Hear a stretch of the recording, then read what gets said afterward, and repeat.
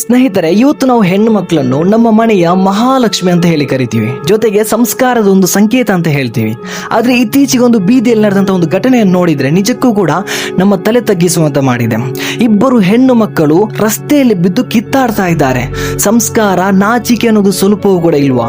ಇವತ್ತು ಆ ಒಂದು ಪಬ್ಲಿಕ್ ಪ್ಲೇಸ್ ನಲ್ಲಿ ಅವರ ಬಟ್ಟೆ ಹರಿತಾ ಇದೆ ವೀಕ್ಷಕರೇ. ಜೊತೆಗೆ ಅಲ್ಲಿ ಒಂದು ಸಾರ್ವಜನಿಕರು, ನೂರಾರು ಸಾರ್ವಜನಿಕರು ಅವರನ್ನು ನೋಡ್ತಾ ಇರುವಂತಹ ಆ ಒಂದು ಕನಿಷ್ಠ ಪ್ರಜ್ಞೆಯೂ ಕೂಡ ಇಲ್ಲದೆ ಪ್ರಾಣಿಗಳ ತರ ಕಿತ್ತಾಡ್ತಾ ಇದ್ದಾರೆ.